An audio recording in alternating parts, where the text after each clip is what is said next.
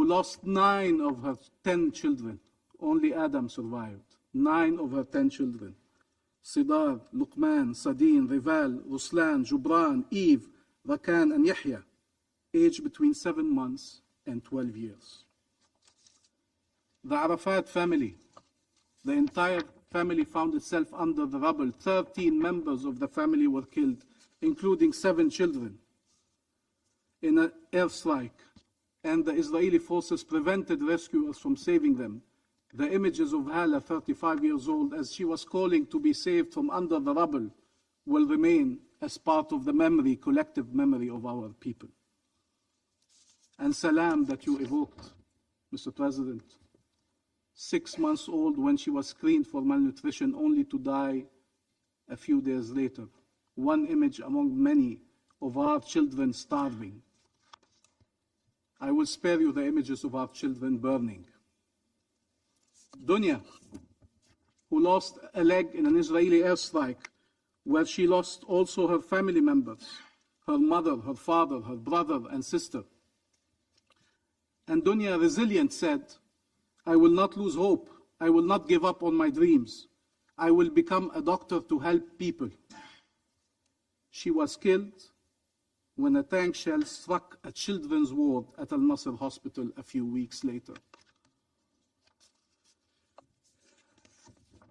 Hur lost her leg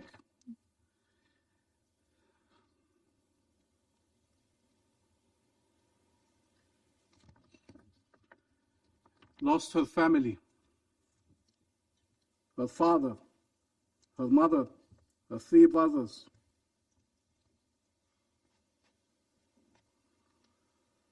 Doctors had to amputate her left hand entirely and the fingers of her right hand, and she had wounds at her head and legs. Siwar and Selina, 3 years and 21 months old, together in life and together in death.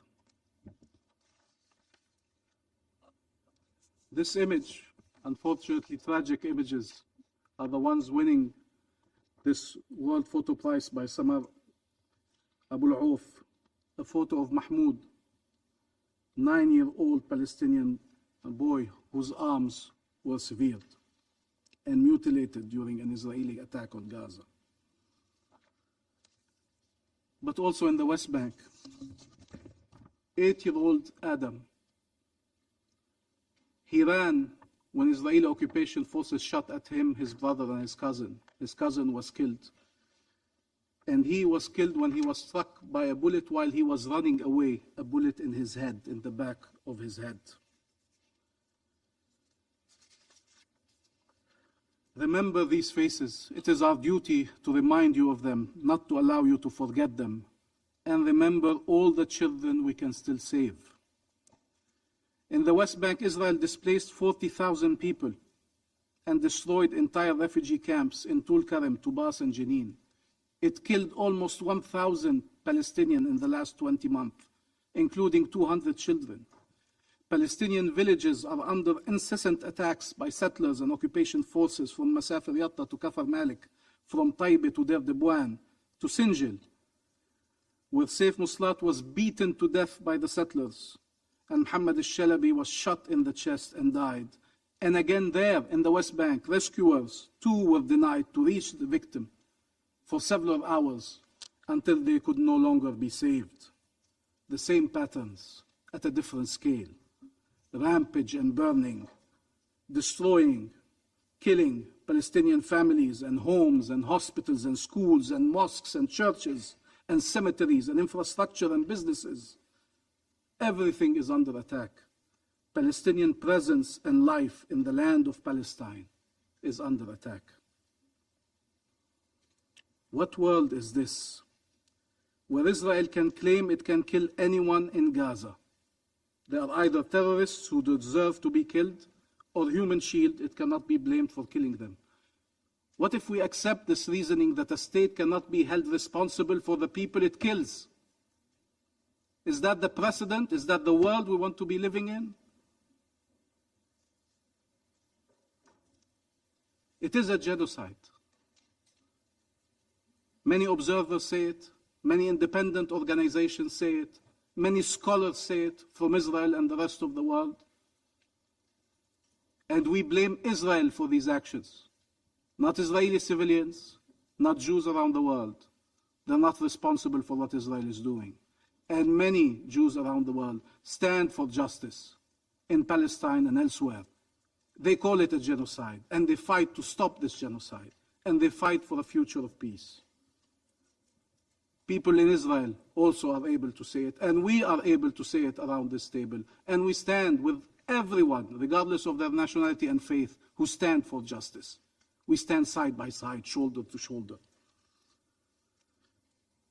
What world is this where one party can destroy a country and all the requirements of life and then pretend to be human and give lessons about the right to voluntary migration?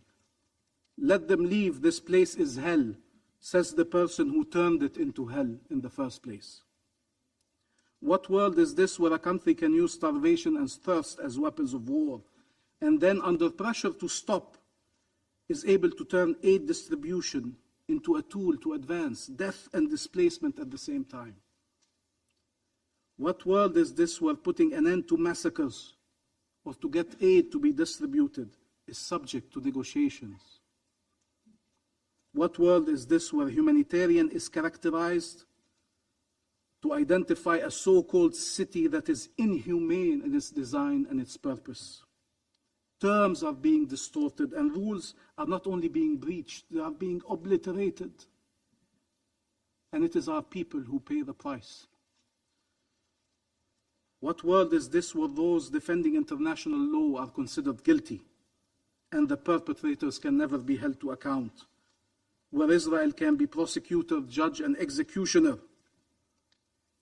and then we will ask them to investigate their own crimes, the ones they were ordered to commit at the highest level of their leadership, espousing these crimes, pushing for these crimes, inciting these crimes, organizing and planning these crimes. What world is this where humanitarians trying to save lives are attacked and killed? Health workers and humanitarians and UN personnel, and those killing them blame them for their death. What world is this where those documenting the crimes perish to silence them? What world is this where we need to say that aid is not a bargaining chip, not a method of pressure, not a weapon of war, not an instrument for displacement and forcible displacement? Mr. President, and I conclude, our role is not to be the narrators of this genocide, but to be part of the movement that brings it to an end. Our role is not to be witnesses and testify. It is to deliver justice and peace.